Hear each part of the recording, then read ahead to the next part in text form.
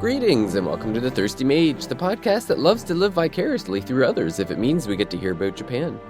Welcome to the podcast, I'm David Lloyd, and we're kicking off the new year with a first-hand account of what it's like for a Nintendo fan to visit the mecca of video games during the holiday season.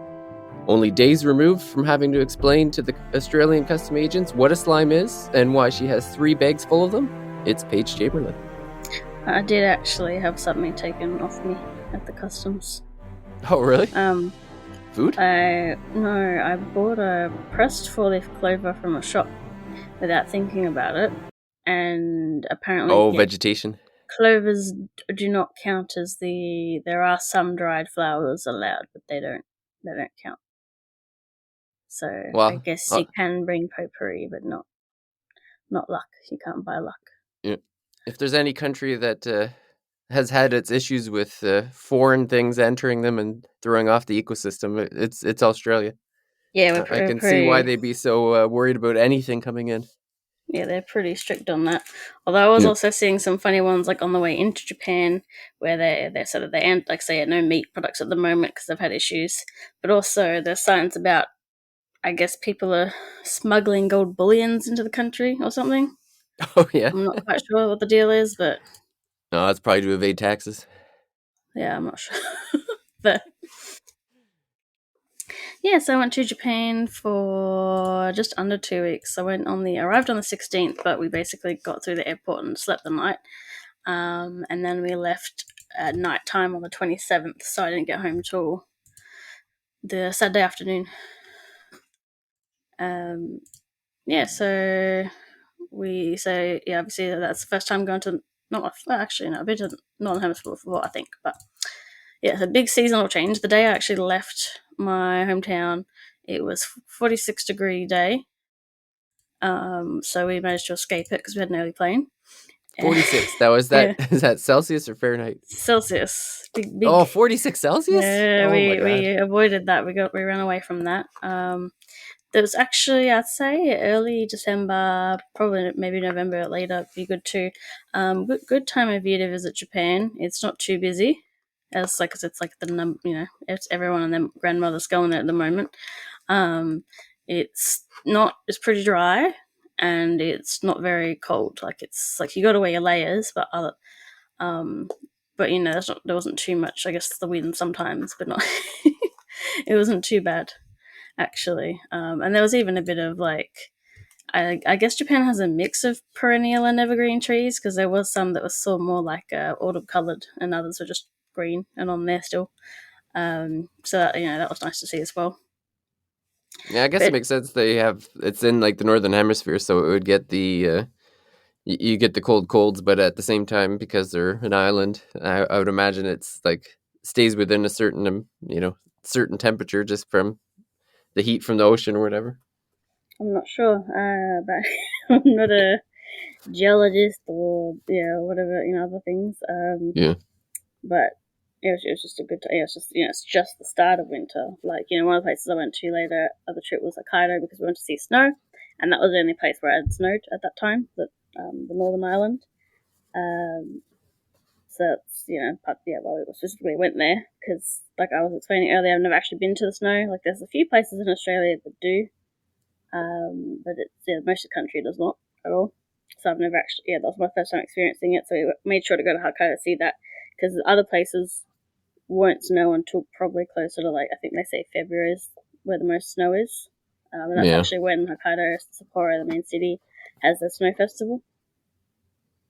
But it was like, and even on the days we went, there was sun, and it was maybe 10 degrees, on Christmas Day, I think. And just, so it was it didn't really go too far below zero, even when I went up to the north, to Hokkaido, which was cool. Yeah. Because I'm not much of a cold person. There's definitely an adjustment going from 10-degree days to back to 30, 35 degrees days in less than a week. So our first full day we went to Osaka, and so we just there's that's one one of the main 3 big cities, and they have they've got the river Dotonbori, and around streets around that part of town you've got your giant octopus above the takoyaki shops, like, your sort of big tourist appealing area with lots of cool stuff to look at. And so we went there for a little bit, and then we walked around to Denden Town, which is sort of like Osaka's Akihabara. I did not touch actual Akihabara.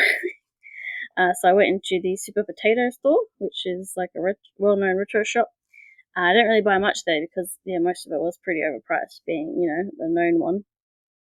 I did get I think the original version of it, so I do not have Monster Hunter Diary Poker Poker Iru Village for the PSP, like the first version of it, because that was like $7.50. And I got a Mario Wonder flower plush, and that was all I got from there. There was stuff where it's like, oh, here's the Wii version with like all the Dragon Quest ports onto it, but it was like, oh, I'm not gonna get that for $60 though. And I thought I was gonna go into like do some of that retro game hunting stuff, but I just really didn't have time because I'm like, I'm going around with a 2-year-old and that, like, my husband and my 2-year-old. So I only went into like one other game shop when I was passing by it in one of the other towns, and that was like new games at the front, older games at the back, even more stuff at the back, so I didn't even go all the way into the shop. And I saw stuff, but again, it was like, only my handheld consoles are really region free, and some of the older stuff you'd have to like hard mod. But I did have a short look, and I liked the Metroid Other M has a cool cover for the Wii in Japan. It's got like an extra bit you pull off, so it sort of looks like I don't know. I'll have a look. I didn't realize that PSP was region free. I think it is. Let me check. Yeah, I was just googling it, and it says any PSP units can play any game. What is it? All PSP units are region free and can play any type of regular game outside of Japanese imports. Oh, what the hell? Yeah, so the Japanese cover of Metroid Other M is like her. Yeah, it's like green and her without the stuff on, and then there's a red slip that goes over it, so it looks like her suit is on, and then the green bit would be where the visor is. So I thought that looked really cool, but I wasn't gonna get that. And then like they had one of the like a Kirby collection where I was like, I could get that because it has some exclusive levels I didn't bring to the Switch. Because it was like they did Return to Dreamland first, and then they had this compilation of Kirby games, and there were some extra levels based on like the Return to Dreamland engine. And then with the Switch port, they didn't put those on. But again, the price was just like not for like $30-some though. Yeah. So yeah, I didn't. That was the only. I think the Monster Hunter one was the only game I bought there, and I don't have good luck with PSPs actually working. But I guess because it was just like so cheap, and I know it's only in Japanese. Like there's a few versions, so I was like, yeah, I'll get that one. Yeah, I didn't have much time for like game hunting or that. And I thought about buying Fantasian because Australia got stiffed, but I learnt the Switch version doesn't have any touch controls.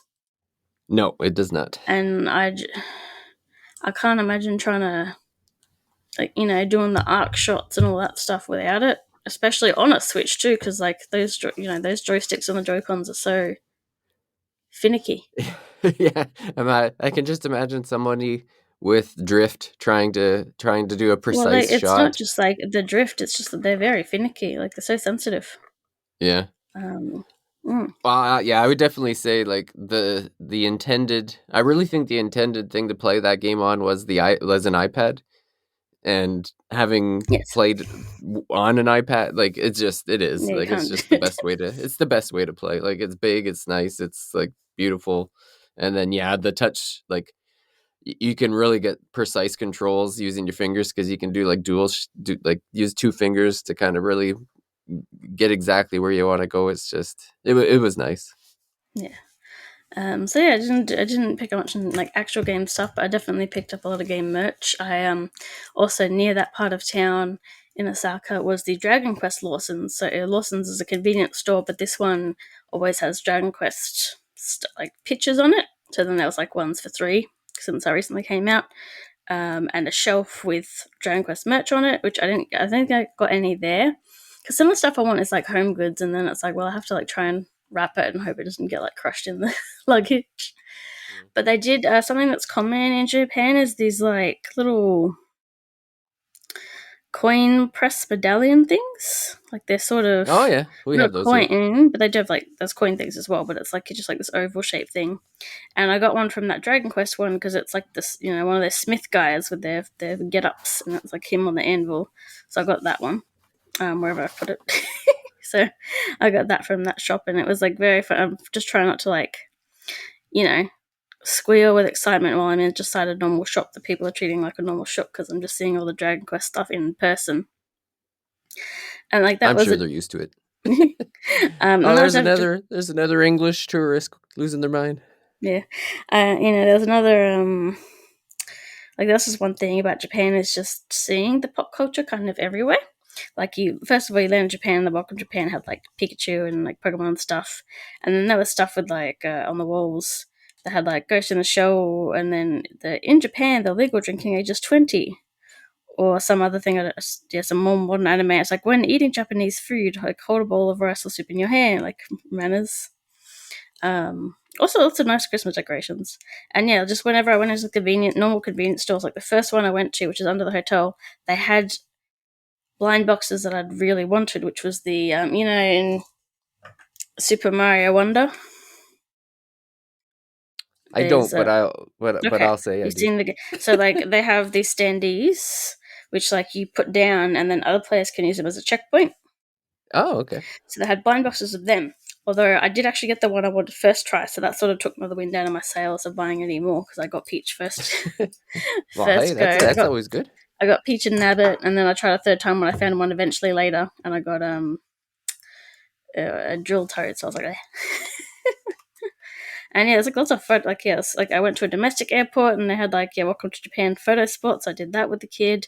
Occasionally, I didn't go on any cool painted airplanes, but I did see a couple of Pikachu Pokemon ones.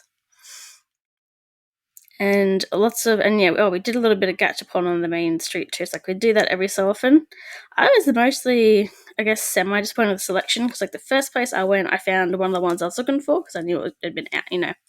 It only came out the other month, so it's like there's a chance it's still at one of these machines. So there's a Fire Emblem Engage one, which is in 2 series, and I only found that one machine, which was the first series, and it's like plastic versions of the rings you get in the game. So I got 3 of them. So I got Sigurd, Marth, and I don't know if this one I'm holding is Roy. If I realized that was the only one I was going to find, I would have just done the whole thing to try and get the set. To be honest. Okay.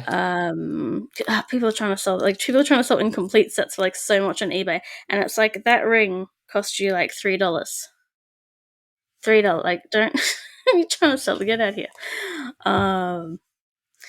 And yeah, I did. That was interesting. I didn't buy any because I don't care for the series. But I saw next to each other there was an Deltarune, and an IB, which is an RPG Maker game from a while ago.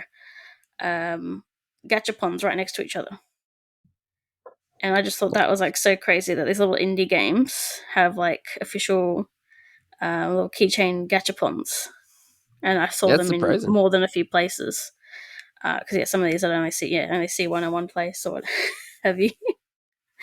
Can't remember which other gachapons I got. I think I got like I really annoyed because I just saw I was like following something on Twitter and I saw there's a really cool Monster Hunter one coming out, but it wasn't out when we were there. And all they had for Monster Hunter was like an egg with the print on it, and I'm like, that's horrible. Like it's like the worst one I've seen. Oh no, I got a lemon colored Jack Frost, and I got this guy, I don't actually know what he's called. He's one of the new monsters from the Vengeance version of SMT, and I can't get him in the game because he's like you have to like fail the fusion to get him, and like this is the first time I've been playing one of these games where I didn't fail the fusion almost instantly in the game. And maybe this Amabi is his name. So I don't have him in the game, but I have him in real life. And his gacha was really funny because the gacha is normally like this little round plastic capsule, and you open it and the thing's in there. His was like you open it and like it's already part of it, so you take out the middle piece and then you assemble it, which is a bit strange. So it was like a couple Jack Frosts, him. I should have tried again, maybe to get Decarabia or something, but I got him in real life. I got Jack Frost. Got my Mario blind boxes. Got some Fire Emblem stuff. Got a few things. and I did. I can't remember. That's right. Yeah, so yeah, a little bit of like it was, and yeah, just I'd go into the convenience stores and there'd be like an acrylic for an Idol Master character, or like cups from this latest anime, and you could just buy it at the corner shop, and that was just blowing my mind, really. But So second for no, that, no Mara. no, he was not in the pool that you could pull from. No, Not even though it's exactly. Japan's top vote. Yeah, I was gonna say not exactly a statue. You can just kind of predominantly display at your house and not be questioned about. Nah, of course you can. So yeah, I did a lot of pop culture. Yeah, a lot of pop culture related stuff though. Because one of the things I did not get into any of the cafes. I did try to get into because the Curva Cafe opened in Osaka, and I tried, but they opened up 2 months at once because it was like brand new, and the December thing wasn't working, and I tried for like 40 minutes straight, and of course 10 minutes after I gave up, it started working again. Actually, I just realized that's something I forgot to do. And there are also like takeaway only versions of the Cuba Cafe, and I didn't go to any of them. Oh, really? It completely slipped my mind. I didn't get to eat Kirby or buy expensive homeware merch. Well, you always have to have something to do on the next trip, though, right? So. Well, yeah, it's definitely a country I want to go multiple times. Like, there's other places to go or stuff I missed out on, so we had to change our schedule around a little bit. So it's just like, oh, I can't believe I didn't even. I was like, I consoled myself with at least I can go to the petite cafe. I'm like, no, I forgot until just now. So that's how busy we were, I guess. But I did get into the Nintendo Museum, which opened up in October. So I managed to get like tickets. Unfortunately, the tickets I picked were after, because I picked morning. You pick from like 3 days and times basically, and then they'll like lottery it, and then like so you get that time slot. One of them. Lottery it. Because that's the thing in Japan. It's like enter for the chance to be allowed to buy something. Oh, that's wild. It's a very common thing. So we did get to go in, but it was a 2 p.m. time slot. And the museum shuts at 6, and 4 hours is not enough time whatsoever. That's too bad. So we did some stuff earlier that day, and then we got there. We had to go through like this whole security process to there's a baggage check and scanners and everything. And yeah, so they had. I felt like a bit confused reading about how it works with the different buildings and stuff. But yeah, you get through security. Then there's a section where you can put your bags in these lockers. I did get a Game Boy locker, but the cool one with the stuff printed on it was already taken. So to use that, at least that's the one coin locker in Japan where they actually gave us our money back. The rest just suck it up. You don't get to, and there's lots of photo spots. So there's literally staff members just there to help people take photos at certain spots. It's like in front of the pipes, and like the babies too, like didn't want to stand on our own, so we're just in 2 of the pipes, and one's empty in the shot. And then there's cool decor all over the place, like the coins are on the ground, there's a flag, like it's just everywhere. Like there's a Kirby vending machine. There's another common thing in Japan is some of the manhole covers will be painted with something from like the cities. Like when I went to Himeji, there was a castle on it. Oh yeah. So there's a Pikachu one at the museum. So one of the things is just the cool decor, but you get in through the checkpoints. There's the locker, there's the photo ops, but like if you come straight, the building on your left is the main building, and then the building on your front a bit to the right is where the restaurant is, and upstairs is where some of the side stuff is. So the main building, you go in, and you go to you have to go to reception if you want to do the side stuff, which is the Hanafuda card stuff. You have to go to that reception and then walk back. When it's time, walk back out, get into the restaurant upstairs, and that's where it is. So like I was a little worried like, how to get there, and then no, it's actually quite easy, so that's all right. Just finding like where the stairs are in the restaurant is one thing. It's like it's at the back, but you gotta like look to the side. But yeah, the main building and like all the areas were filled with like just bits of decor everywhere. Like there's a common thing in Japan is like the handrails might be like wavy, so then they've put Excitebike guys on the side of the wall up the stairs, so like they're going up the bumps. Or there's just a floating Kirby or a Donkey Kong figure, just all sorts, yeah, just like little things to look out for. There was even towards the bathroom, which we went first, there was a light shining over like a bit sticking out of the wall, and then that bit sticking out of the wall made it look like the Triforce. And yeah, so there's like the first floor, which has just got some seating areas, and the shop, which I would recommend going to the shop first, because when I went, the giant Wiimotes were already sold out. And I'm really upset that I don't have the giant Wiimote, because you can only buy it at the museum. It's just one of the exclusive things. So I decided also not to get Ultra Hand. I only got like a little bit of merch, because most of it there I didn't think it's too interesting. It's like, here's a wall, and it's like, so this console, so Switch or Wii or whichever one, a T-shirt, a pin, a magnet, a sticker, like just of this particular console. I didn't care. I did get a hand towel based on the Nintendo characters cross Hanafuda prints, but they only let me buy one, even though I picked I picked up one and my daughter picked up one, and even though they're two different patterns, they wouldn't let me buy two, which I thought was a little ridiculous, given it's two different prints. Meanwhile, I went to other shops and it was like, you can only have 3 of the exact same print, okay? So it's only 3. No, we don't want your money. Yeah. So, and I decided to not get the Ultra Hand, because I didn't really get a hand at that, and I was just like, I was going to get that and the Ultra Hand, and I didn't.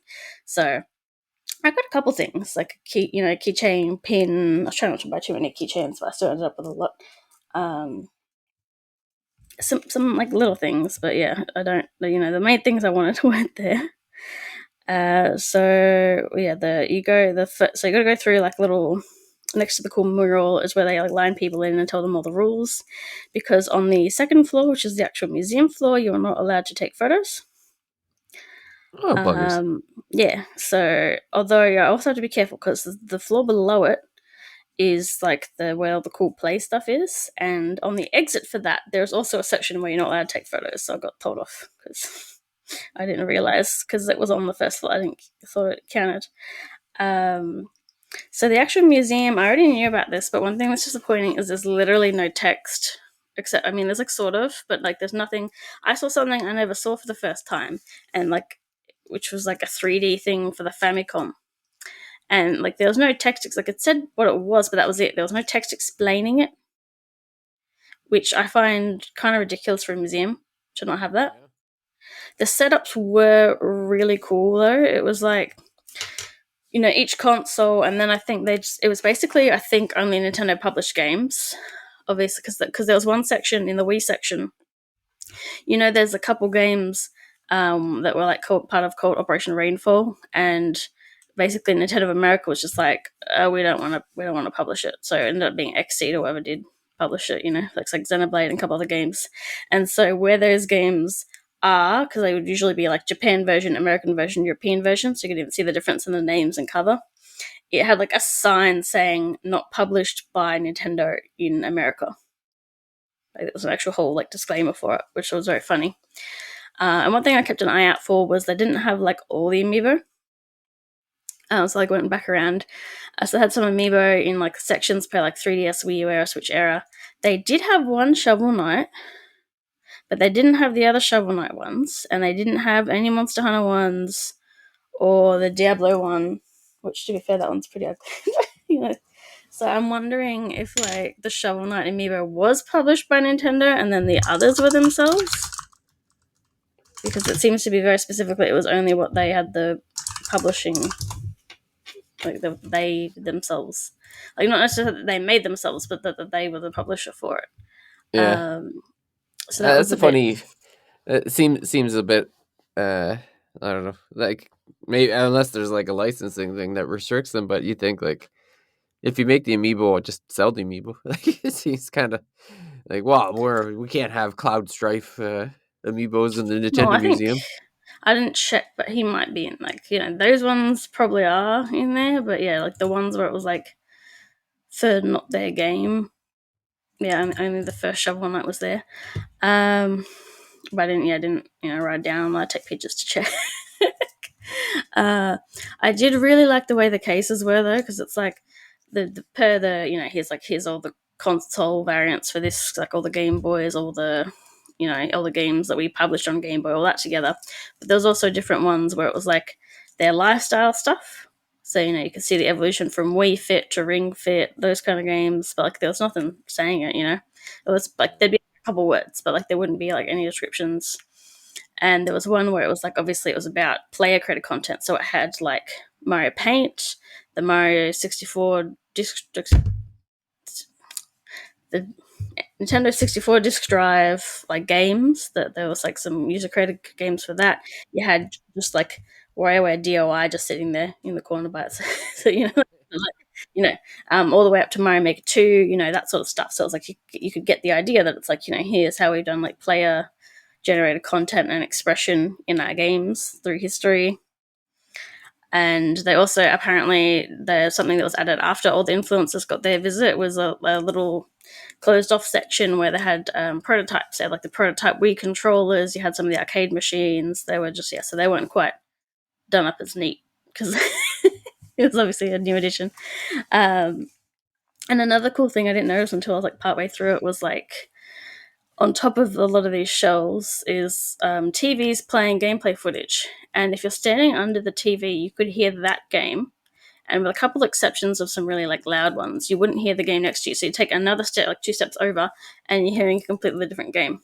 And it's so it's really cool the way they controlled the audio direction. And so yeah, my husband was just wait a minute, I recognize this, because he was hearing Tetrasphere music, and then he's whoa, it's on the screen. And one thing I didn't watch, but there was a screen where you see evolution of blah blah blah in this video game or whatever. They basically had that where it was so every game, every Zelda game, Link getting a sword for the first time, and they're all playing all at once across these different screens.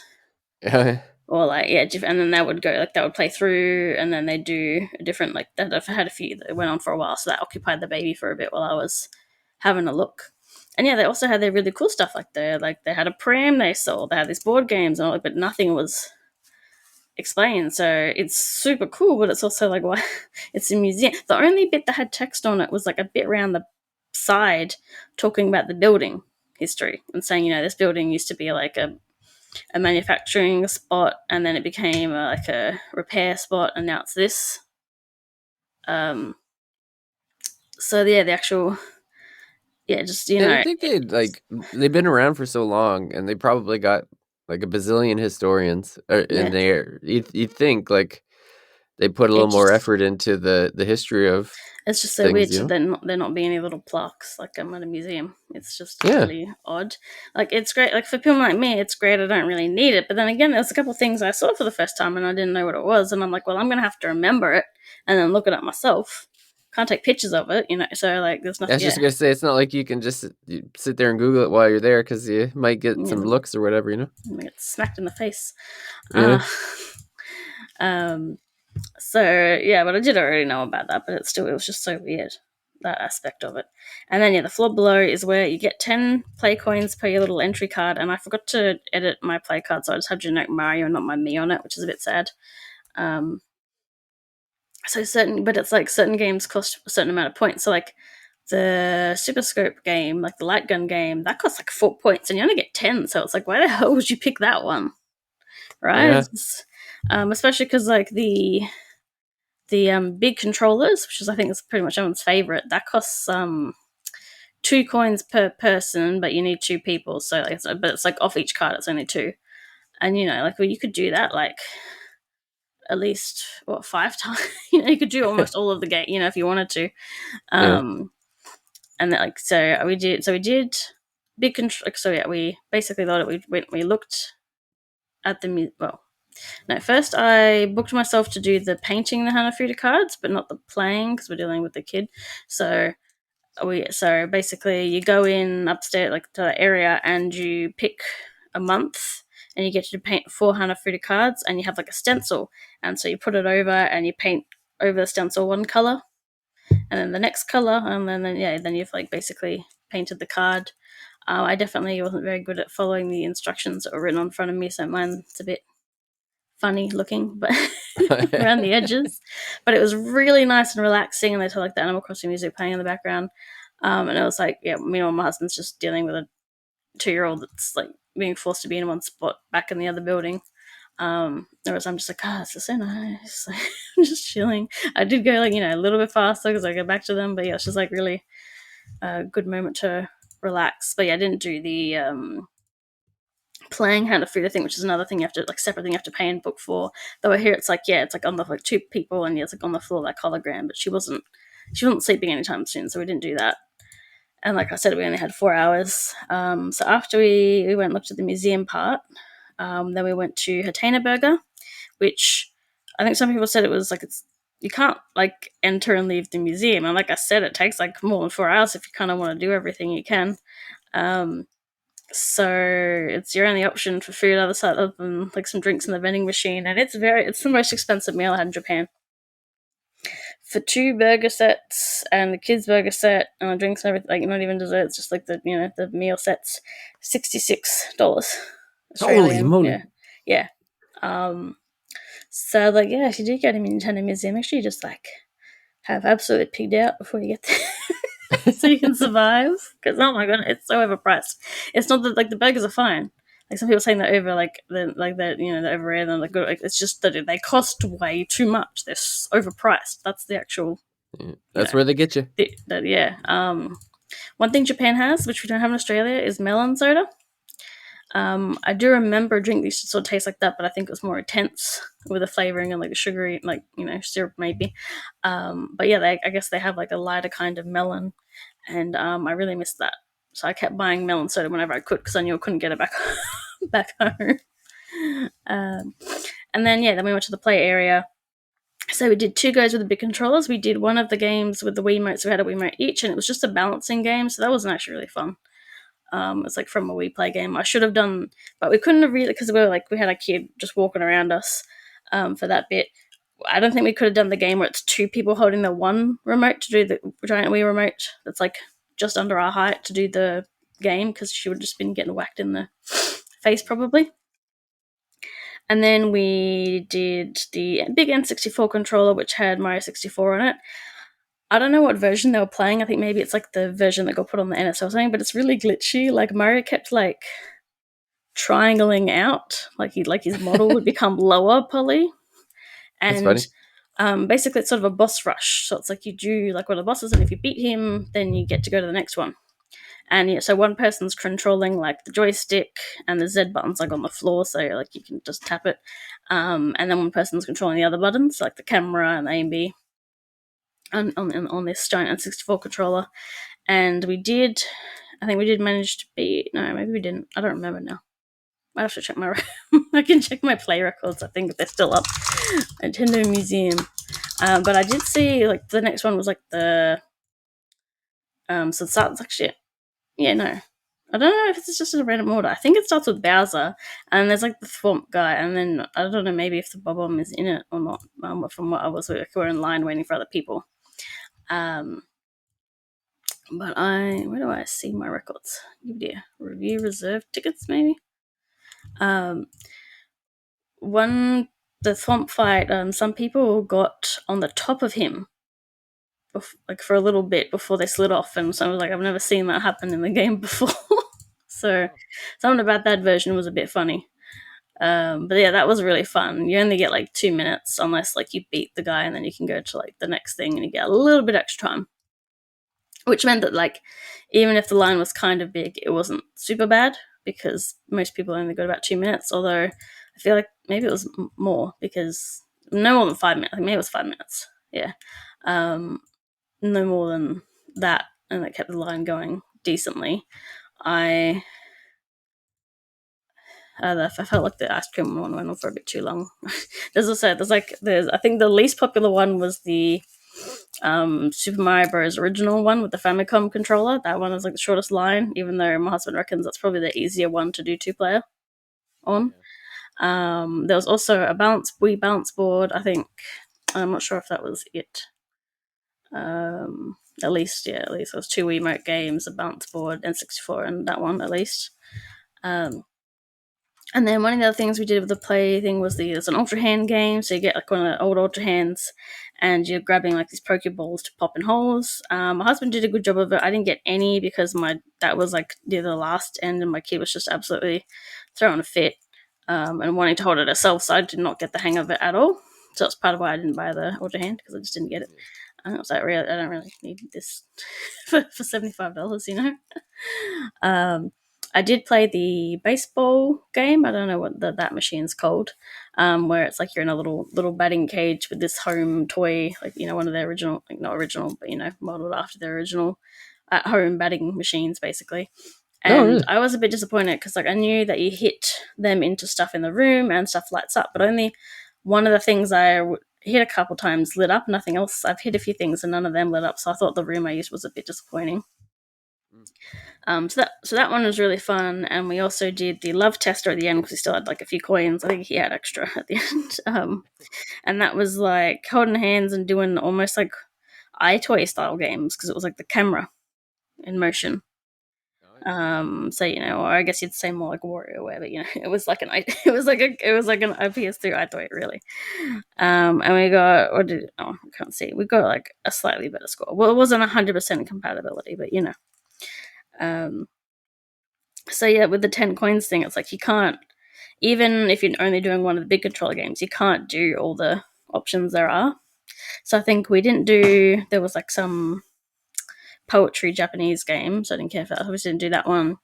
We didn't do the shooting one because that cost too many points, and I didn't do the Game and Watch one, although I might have if we had time and I could have used his card. So that was also, I think the Game and Watch one was also like almost iToy-ish because you're moving like if you were like as yourself casting a shadow on the wall to be like Mr. Game and Watch. Oh yeah, in those different games. that's pretty neat. Yeah, so like, that's all. It's like the play aspect is really fun, but they limit it, and then at the end it was more like we're actually just running out of actual time before we get kicked out. So, So were most of the people there like locals or like local look, you know, or was it? maybe Did it like seem like there's 50%. I reckon 50-50? Yeah. I don't know. I wasn't paying too much attention to that.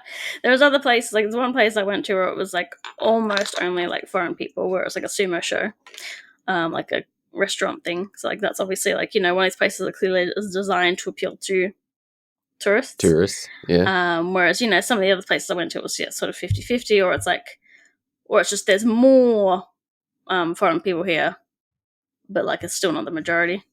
Yeah, so it's definitely, if you're really into Nintendo, I recommend it. You got to like plan in advance and like get log in the right time to try and get your lottery, and then like, you know, get it, get in. But there goes my records.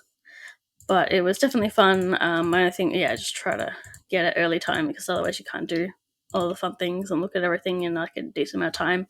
Go to the gift shop first. Make sure you eat like an absolute lot, like because it just.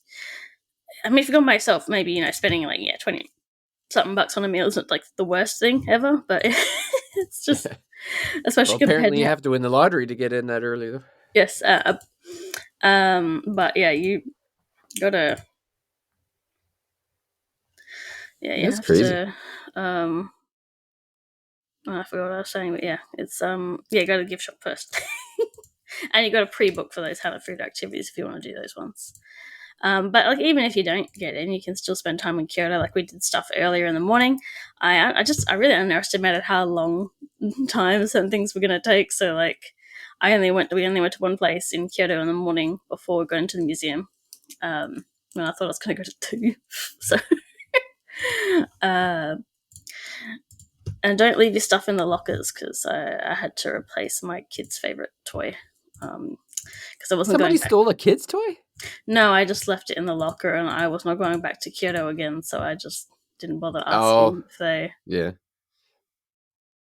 Yeah, I've got my my time. So like, with my records at 5:10, we did the big controller, and then 27 minutes later we did another big controller game, and then like 5 minutes later I did Ultra Machine, and then 10 minutes later we did Ultra Hand. 4 minutes later we did Love Test, like in the last hour. So like we literally were like doing things up until we get kicked out. I think there were notifications trying to tell you to go for the exhibition first because it's going to get busier. Oh yeah. The play stuff, and then I can just imagine like some Nintendo security guard dragging you out by the armpits while you're kicking and Well, there was screaming. Nintendo security guards. Like before you even like get through the start of the building, they're like asking you, like, do you have a reservation? And like stuff like that before you even get to the checkpoint. So like, no, I saw Nintendo security guards. One more game. When we were based in Osaka because it could go to Kyoto and places like that pretty quickly. So the next day we went to Universal Studios Japan. Oh yeah. And so I had, thankfully, the Donkey Kong country part of Super Nintendo World opened like the week before. And they have this system basically where you pay for express passes, which, because of Nintendo World is so popular, you have to the normal way is you go in when the theme park opens, actually get through the gates, and then you can apply for a timed entry ticket to be that one's not paid, but to be allowed in to Super Nintendo World because it's so busy that people would not physically be able to walk if they didn't restrict the amount of people that can come in. Yeah. And but you can buy an express pass, which will give you guaranteed entry, but none of the express passes cover all three. The way it works, the express passes, the normal ones, cost as much as the tickets to get in the theme park in the first place, and none of them, there'll be one, and it'll be a random selection of rides. So it won't have the Jaws ride and this ride and the Mario Kart ride, but it won't have the Yoshi ride. Then the Yoshi ride will be on a different one that doesn't have the Mario Kart ride. But because Donkey Kong was new, they had express passes for just the Donkey Kong ride. So we bought the Donkey Kong ride once. So basically we had to, they let us in a little bit earlier than our time. They're like, no, that's okay. It's, half an hour. So we got in. I didn't bother lining up for some reason. The Christmas decorations weren't up yet, even though Christmas was the next week. So I was a bit disappointed that I didn't see the snow Mario. So we didn't do the photo ops at the front. And I got my daughter a Daisy amiibo band, but she wanted to wear the Peach one that I brought because she actually knows who Peach is. Which I didn't really realize, but aside from it being around the house a little bit, it's she's been watching the old cartoon. The 80s one? Yes. Really? Yeah. So because she just got into Mario a few months ago. I don't know what when I was playing the Paper Mario, she finally decided to like Mario. And there's only one movie. There's not really nothing. And then I'm trying to figure out how to get the cartoon. And I have the Samsung TV, and there's just a channel that's just playing a very small handful of the episodes on repeat. It'll be then some will be from the later version, and some are from the start one where it's got the live action and the previews of Zelda cartoons and some Captain N stuff. Captain Lou. I did also buy a copy, a set on DVD, which I don't know if it's the several series or not. So yeah, she knows who Peach is because she's active in the cartoon, I suppose. So, that's neat. Yeah, so she. So we went into the Mario bit, and that looked really cool. We rented a stroller there, and then the Mario bit we couldn't bring it into because, or at least it was there was pram parking, so it was assumed you couldn't. But there was pram parking in the Donkey Kong part, so it was confusing. So because there's so many stairs, you just can't really do that Mario bit with a pram. But yeah, we went in had a little look at the Mario stuff, but we went straight into Donkey Kong country basically because we had express tickets, time, the time to get in for the ride. So we had the Donkey Kong area is nice. It's a bit smaller. It's quite flat in comparison, which is good. Not much stairs and stuff. So you've got the hidden Kong letters. So you tap them with the amiibo bands that you linked up to the app. You tap all the Kong letters. We didn't do the Rambi thing actually, just because of the line. We thought we were going to come back, but we didn't. Because that one had a bit more of a line because it's one person at a time activity. Whereas the other stuff was just random things you tap, or you've got to touch the barrel on the picture on the barrel when it lands on the right thing. How it goes through the stuff at the end of a stage in Donkey Kong Country. Yeah. So I didn't get that good because my kid did it for me. So we didn't. And yeah, there's the shop there is very small. It's Funky's flying by. It's a little airplane. It's quite small. Nothing there was of particular interest to me. I did buy a blind thing of keychains because that was the only thing with Dixie Kong on it, but I got Squawk, which is okay. And they had hot dogs and shakes. So we got the shake because you get to keep the banana mug if you buy the version with the banana mug. And it's meant to look like Donkey Kong just threw the barrel, which is why the spoon has Donkey Kong throwing a barrel. So it's like underneath is like the banana shake, but on top is like a waffle cone around the edges to look like a smashed barrel, and there's like popcorn and chocolate chips, chocolate like not like Cocoa Puffs, but like flakes, chocolate, something like that, cereal type thing, and some stars to look like an explosion. I wasn't really a fan of the sorbet they had on the top. I just wish there was more banana shake, to be honest. But they had a really good time sharing that with each other. We sat down and ate that. And then we got in the line for the Minecart Madness, is what it's called, right? And so we were able to, speed past a giant line of people because we paid for the express, so it's a separate line. And then a lot of the rides in USJ and maybe other versions have apparently like a child switch system. So like they'll write a bit of paper for you, and so when you're at the front of the line, one parent will go in, the other one will hold one of them will hold a bit of paper, and then you'll go sit in this room with the kid. And then when they're finished with the ride, then you get to swap over and go on the ride yourself, which is good. But you do have to get all the way to the front of the line before you get to that room. And thankfully, so we had to wait maybe, even with the express, maybe 20 minutes. Like the shortest time for the rides was like 70 minutes before they started jumping up in the, because you've got group light. Yeah, I mean, if you do go, I would recommend just doing the single, just not worried about being on the same ride together, because it shortens your wait time by a fair bit. But even then, it was still quite long. That was very fun. A bit too short, to be honest, because you have to wait so long to get on them. You're like again, but it's like I'm not at the show where I can pretty much go on the second next ride. It's like I'd have to wait another hour or more, right?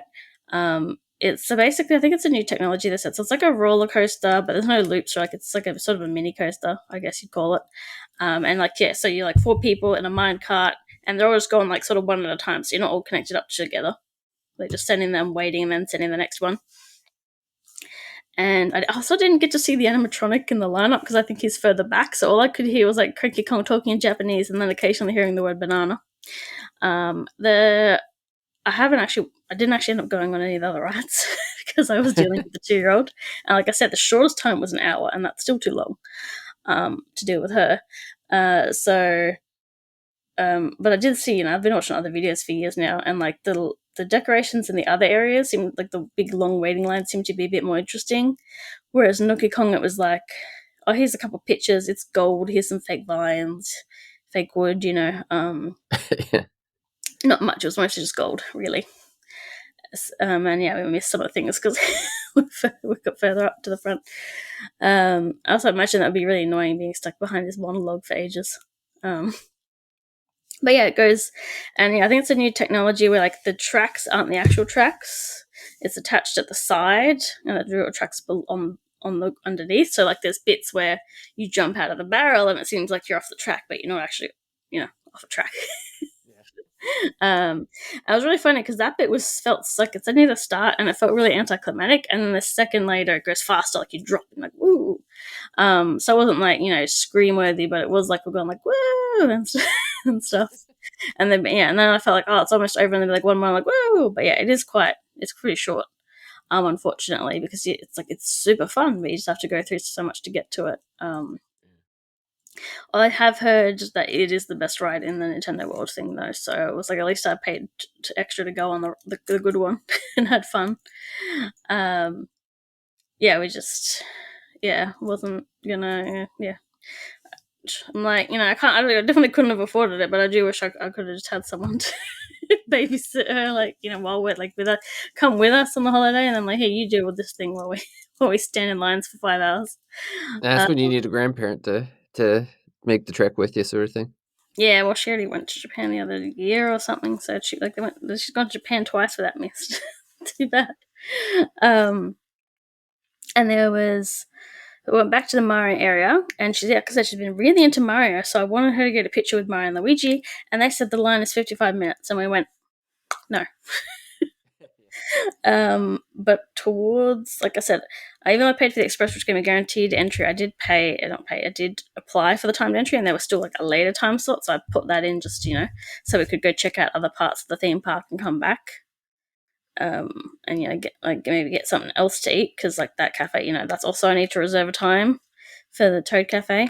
And I think I kind of want to go taste the Harry Potter food, but like the restaurants are all pretty busy, because that was like British style food. I'm like, oh, giant popcorn, like meat and stuff on the pictures, but we didn't do that. But we're on the way out. Oh, we did a few things. We did the bands, because the stuff for the bands, we just like tap in the blocks to, ding, ding, ding. So like she had a lot of fun. He's like, husband's helping her up to hit those. We only did one of the mini games. It was like the music one, and that was like I had to finish off some other kid's run of it, because he just like started having a tantrum on the floor of it. But I didn't yet, because it's like you need to do 3 of those mini game things to be able to do one of the other things. And I thought we were going to come back, but we didn't. So on the way we're leaving, though, Princess Peach line for photos was actually not that long, so we went and did that. Because it turns out, she likes Peach. She's a big fan, actually, and recognized her. And like she wanted the Peach Amiibo band, and I had to wear her one. So she went up to like her and like showed off the band. Like she was a bit like she was getting talked to, but like she was, after they had talked about it already, like she was showing off the band, being like Peach.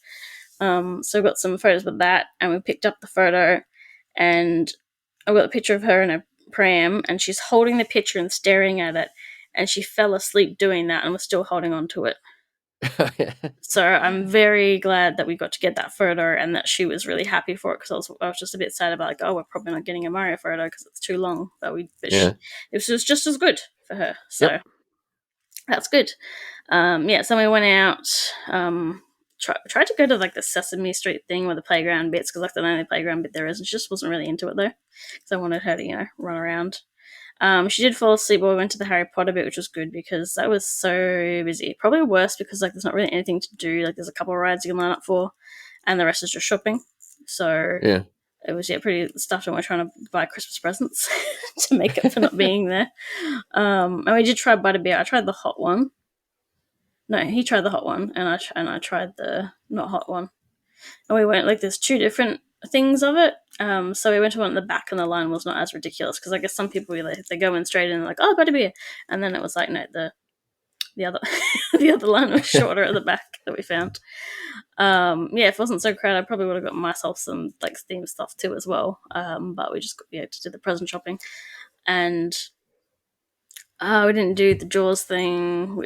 The main ride for Jurassic Park is closed. It's only like the roller coaster one that was up, and those lines were also like 70+ minute waits. And like, even though we arrived on like just after official opening time, which apparently Australia always opens like an hour early anyway. It was really interesting to see how much busier it got later. I'm like, what do you guys mean you didn't show up like now?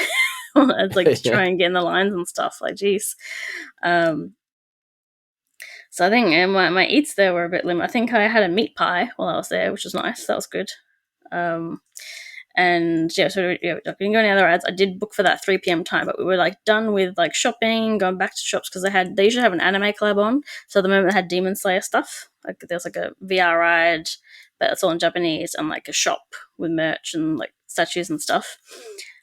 But by the time we're done with all like sort of the other stuff, we were just like having a look around, and that we still, and like trying to sit somewhere where the carolers had started weren't going.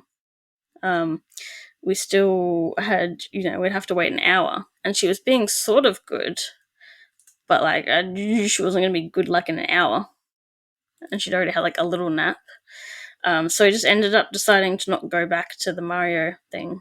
So I didn't get to eat at the Toad Cafe, although that was part of my decision. I was like looking at the rest, like I kind of wanted to go there, because unlike the America one, the cake the Princess Peach serves actually looks like a little cake and isn't just like a crappy cupcake. But the rest of the food didn't actually seem that like appetizing. And again, some of the things are just like I don't think I'm having any plans to go to America, but like a lot of things, like some of the things are just like in Japanese, so you like kind of miss out a bit on it, understanding what they're saying.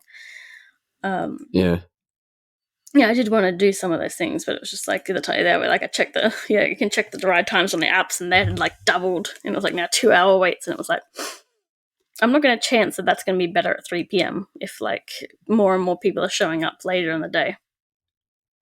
Yeah, that's crazy. We just ended up heading back to where we're staying. I didn't get any popcorn there, because like I smelt it on the way out, And I was like, oh, it smells good. I did buy a balloon on the way out. It was really cool balloons. If you look up the USJ Mario balloons, it's like an item block, and then it's like with a clear side, and you can see the mushroom. It's also a little balloon inside of that. It's like sort of taped to it so it faces forward, and it's so cool. We did have to leave it in the Airbnb after a few days because, like, we actually, like, when we bought it, they showed us a sign saying, "Don't take this on airplanes because it has helium." I'm like, who tries to take a balloon on airplanes regardless of like? But okay. And yeah, we're doing some domestic flights, so I had to leave it behind. And as far as I could find on the internet, no one's really found a good way to preserve their theme park balloons. So No, not with helium for sure. I'm sure like people probably just kind of snip the bottom and bring the balloon or whatever. But that's as the best you're gonna get. yeah. Yeah, so we just headed back and went through our massive holes. There was a few things I regret not buying for myself, but like I did buy the keychain version of like the Mario Kart USJ trophy, but there was like $130 one you could get the actual trophy. But I'm like, well, I didn't play the race, so I didn't win the race technically, So Yeah, that's a few bucks. I did buy it, yeah, like, well, when it comes to obviously the stuff at theme parks is overpriced. And like, but like if you go to any of the Nintendo shops or the Pokemon shops, that's all like, yeah, the merch is overpriced because like there's a couple other stores where like it was like obviously merch is stuff. Like most things are sold for the sake of profit, but like merch is like extra just for profit. So it's Yeah, like I can just imagine the price tag is extra. Yeah, so I did do some late shopping one of the days at the Nintendo Osaka store at the Pokemon Center. I only bought like 2 things from the Pokemon Center because it just wasn't nothing I really wanted, and stuff I thought was earrings was not actually earrings. Or I'd see something like that's cool, but it's like a towel, not a scarf. I'm like, I would have bought the darn Ogerpon doll when I saw it, because I was like, no, I'll buy it online. When I got home, I went to another Pokemon Center at the airport because I wanted the air hostess Pikachu because you can get a pilot Pikachu and an air hostess Pikachu, and they're exclusive to the airport shops. And then they've even got like the 3 letters on their like uniform for what like airport they are from. That's wild. So I had to get the air hostess because she's a girl Pikachu, and I'm very sexist with Pokemon. So, so I did go to another one, and they had the little Ogerpon doll. I'm like, no, I'm not gonna get her because I can get her like. We now have Pokemon Center online for Australians, and then I go home and it's like she's out of stock. Yeah, and I'm like, oh. And then that was another thing I didn't realize that I missed out on was there's like there's a Pikachu being sold on the website, and it's like, oh cool, I'll buy that if I see her in Japan. Turns out she's like, aside from that, she's exclusive to an exhibition that was in Tokyo that I totally could have gone to, and it would have been really cool because it's like Pokemon across like traditional handicrafts. So it's like Pokemon kimono layouts, Pokemon like Pikachu lace, like just really fancy, cool stuff. And I could have actually gone to it, and then the doll would have cost me half the price. So I just didn't know. I didn't see until like a couple days after I'd come back from Japan, and I was in Tokyo for a day and a half. So yeah, and that's like, yeah, exhibition stuff. It's like, well, that's only temporary. Like part of why I was like okay with missing out on stuff in Mario is like, well, that's going to be there for at least 10 years, Yeah. Like at least I have there'll be one more chance to go back to that. That'll last at least 10 years, Whereas other things are like pop-up shops and stuff and like, or cafes or, and like, that's not going to, no, they can go I up and can't down go with back the breeze, to. That's like 2 months and that's it. You're done.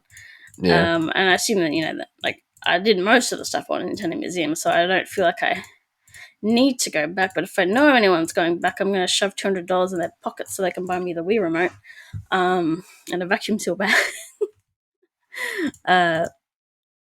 Like that one I don't really need to go back to desperately, but USJ I definitely like to.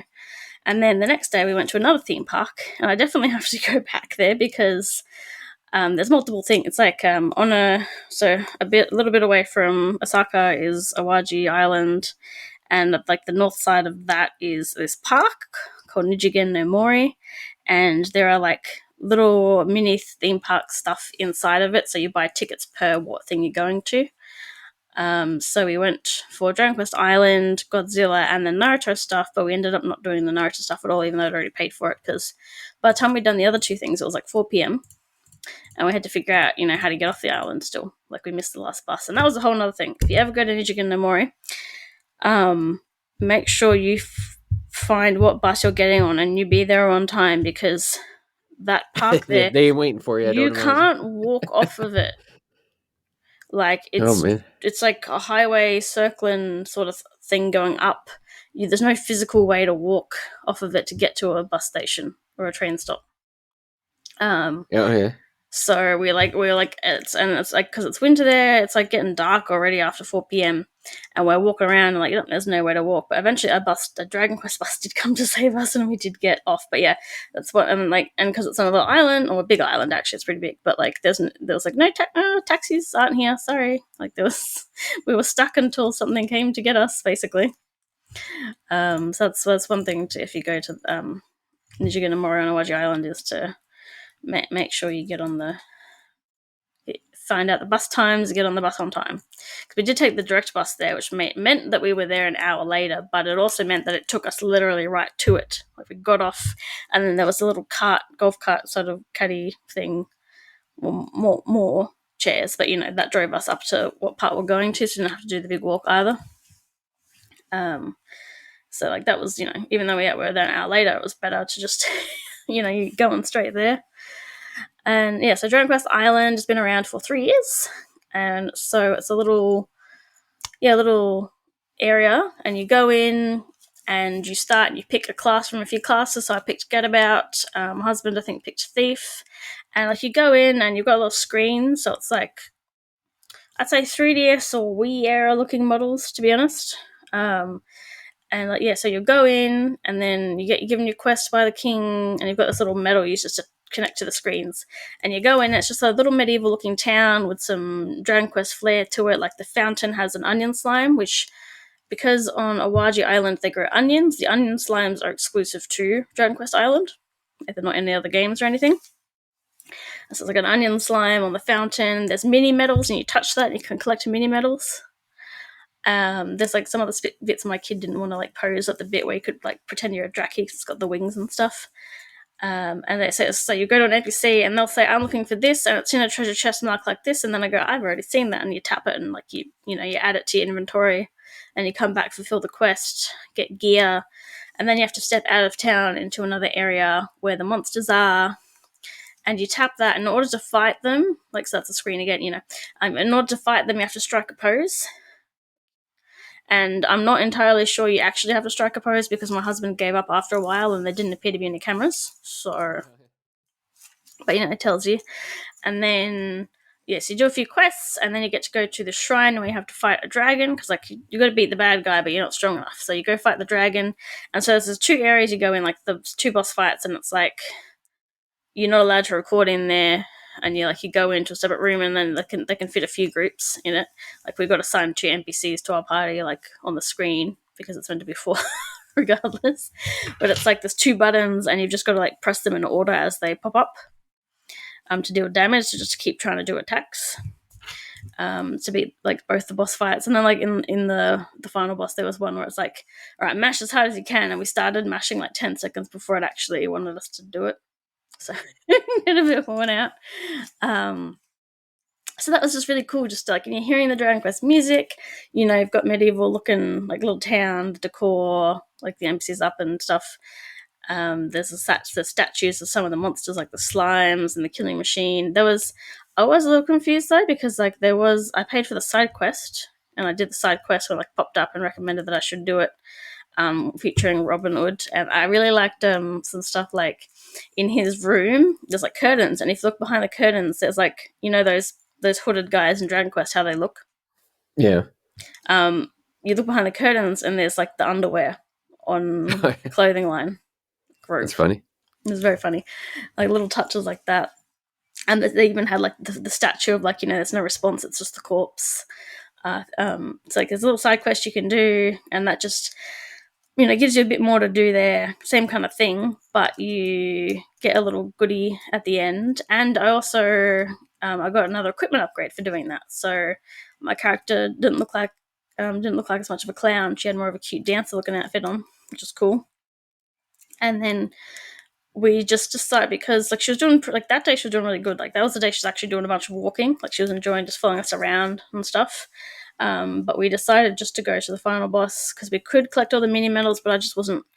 And like the way that works is if one person taps them, the whole group has it, so you don't have to tap the same one. And I'm just like, if I didn't have her around, I'd go find them all, but because I had her around, like we're just gonna go to the final boss. And that was really cool because they even did like some smoke effects and like like wind and stuff. It was really so. It's definitely neat. If you're a fan and you're in Japan, it's probably worth your time. It's definitely fun. And then we didn't eat at the bar there, which was Lita's bar. But we did go to the merch shop. I think the only thing I regret not buying is the car shade, but I wasn't sure if it was going to fit my car. So, but I did buy quite a few things from there. I got myself a little onion slime.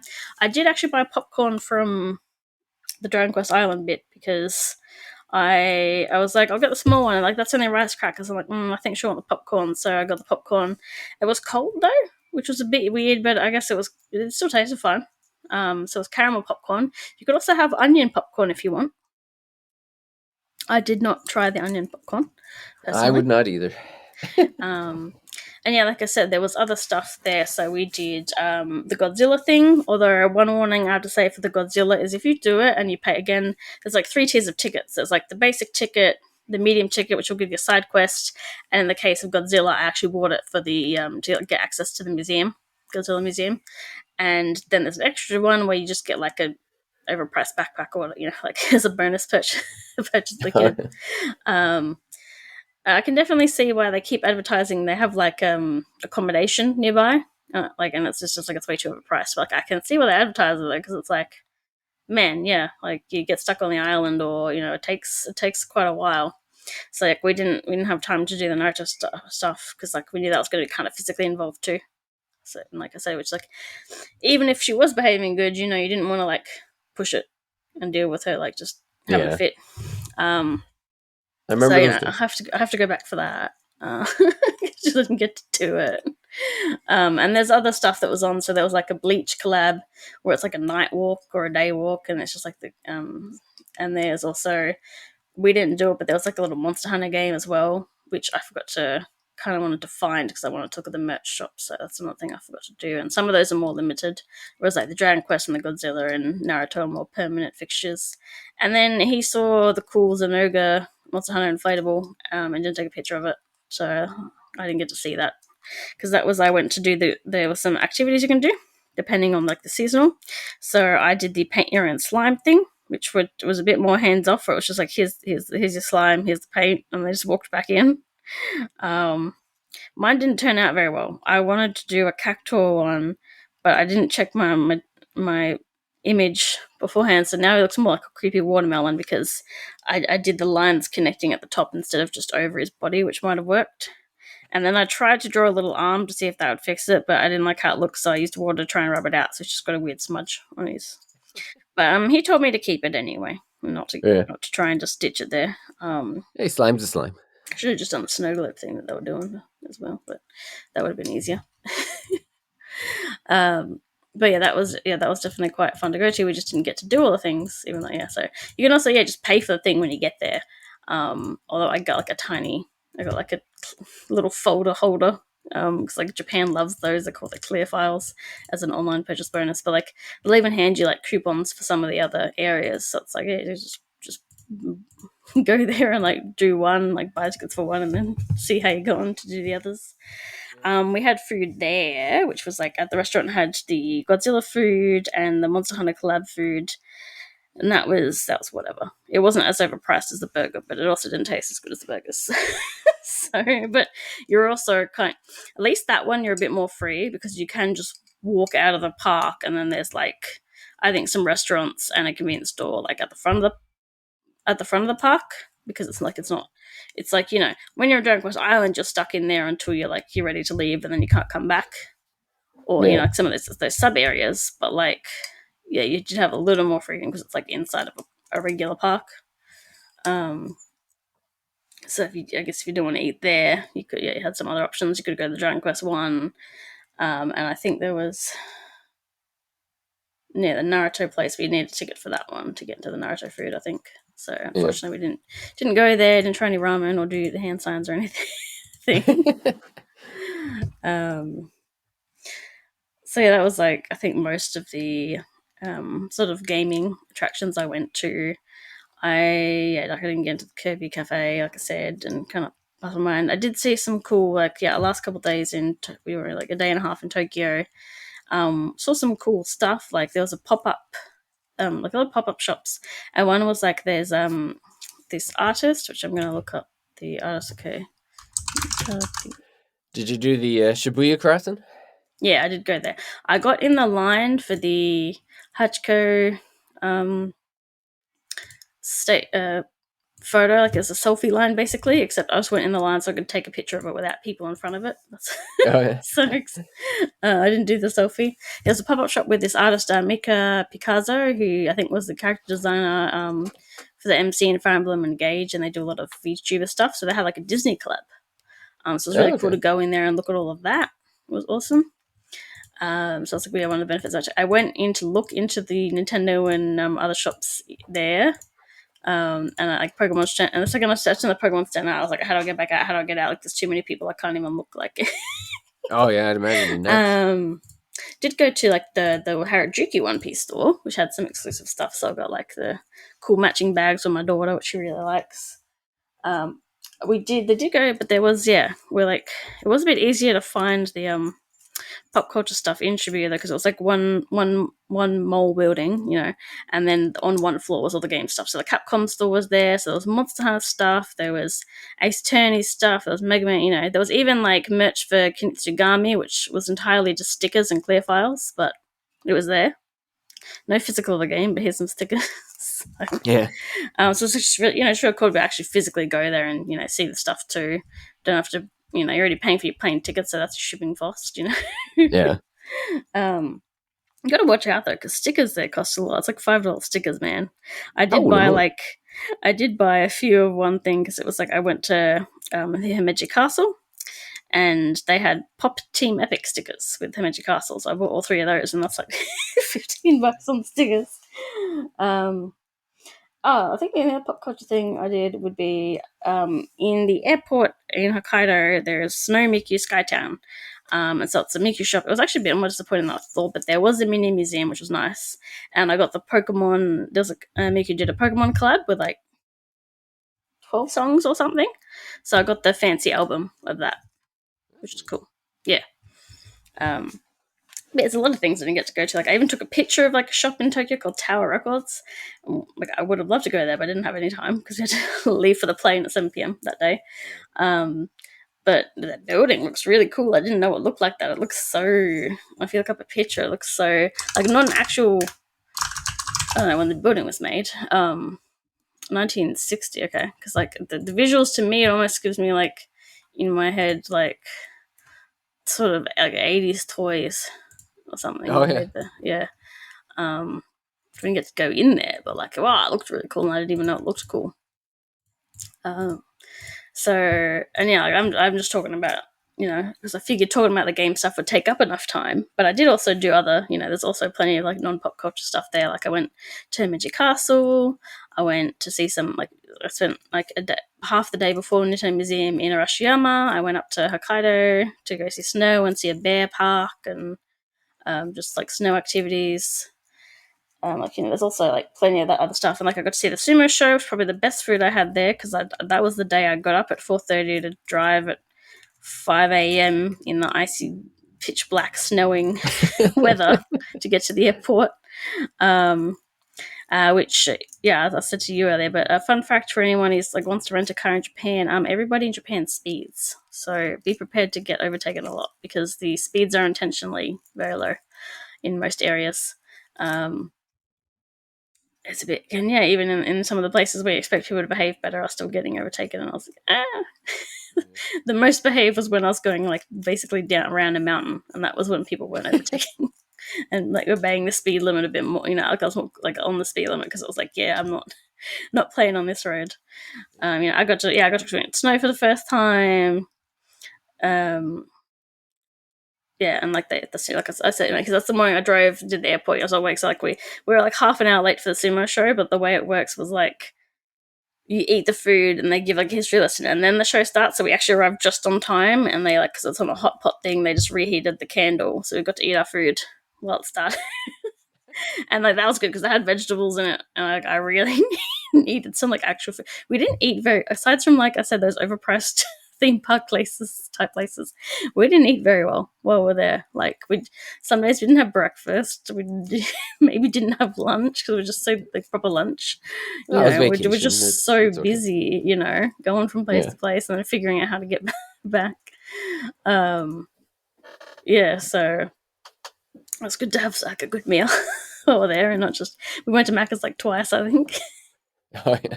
which wasn't too different. Like they had some weird mac and cheese croquette going on as their seasonal menu item. They did have the melon soda, which is good.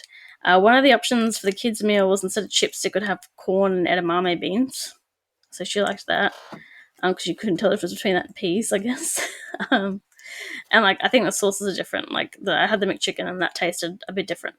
And they don't have sweet and sour sauce for nuggets, which is horrible, horrible.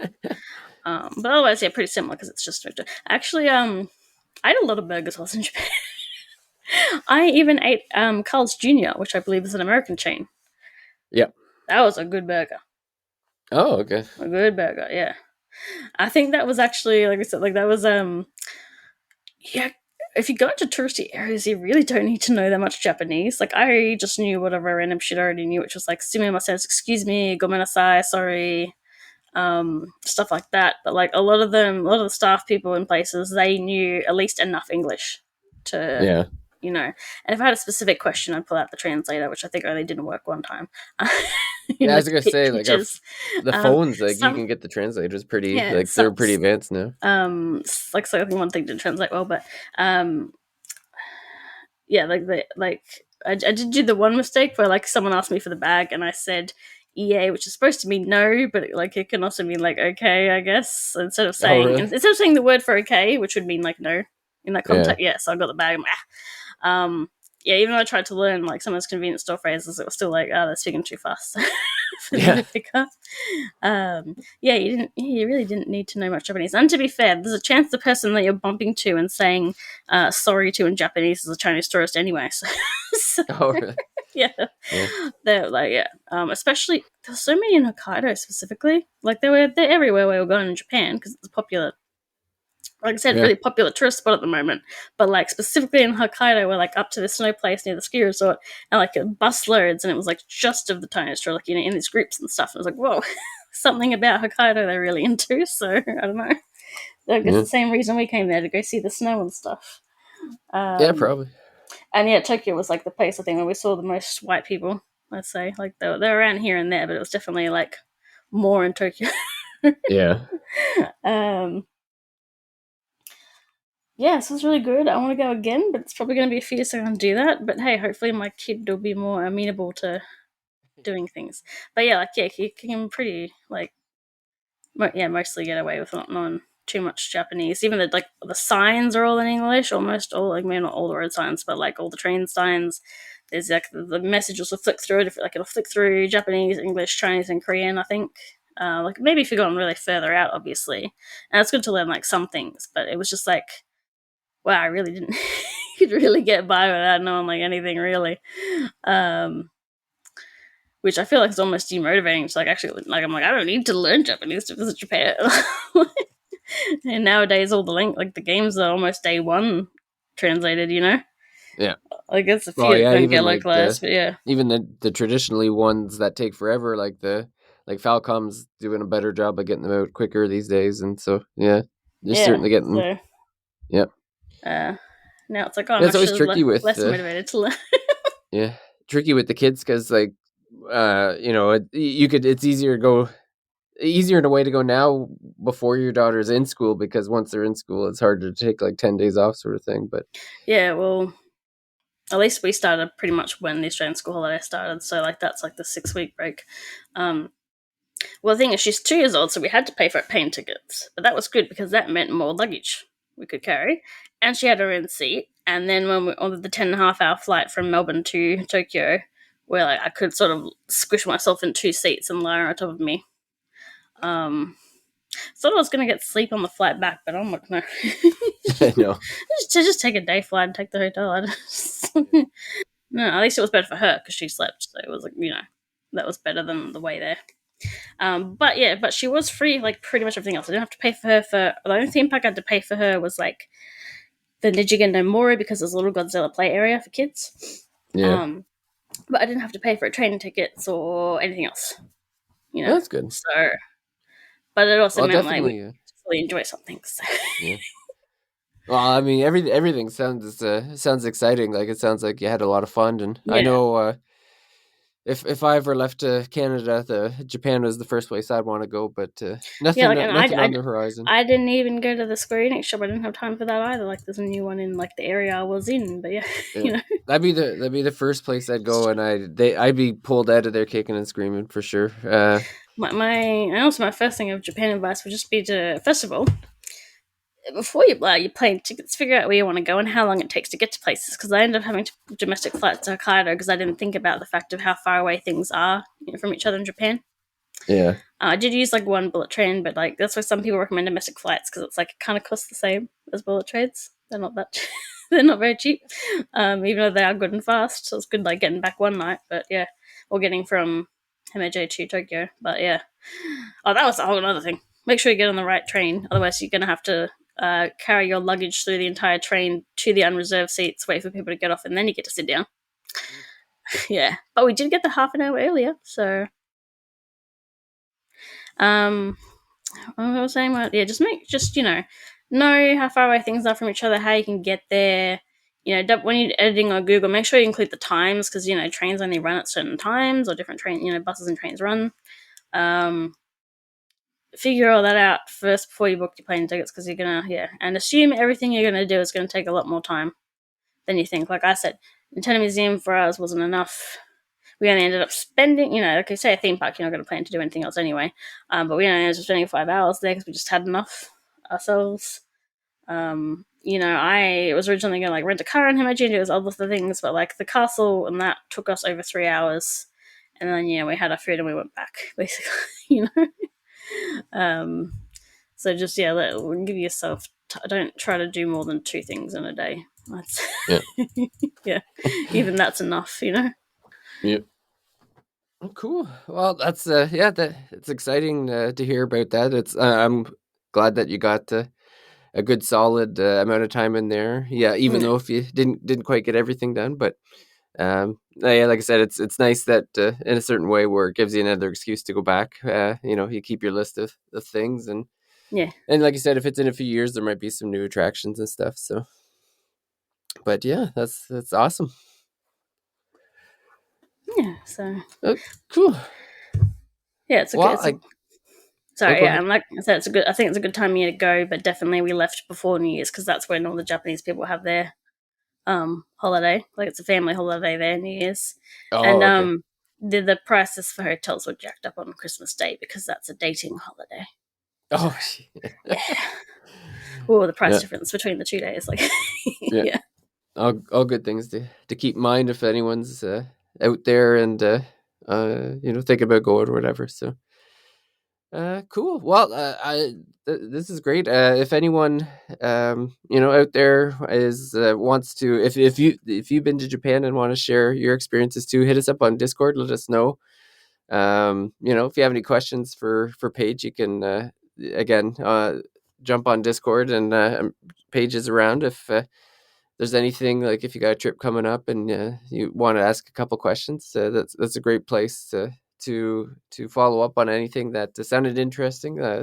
I definitely that Dragon Quest Island sounds like a fun thing. I would definitely want to keep that on my list of things to do if I was gonna head over there.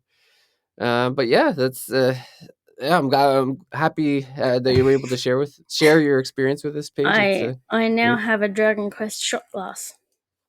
Oh yeah, that was one of the merch items. It's good. Yeah.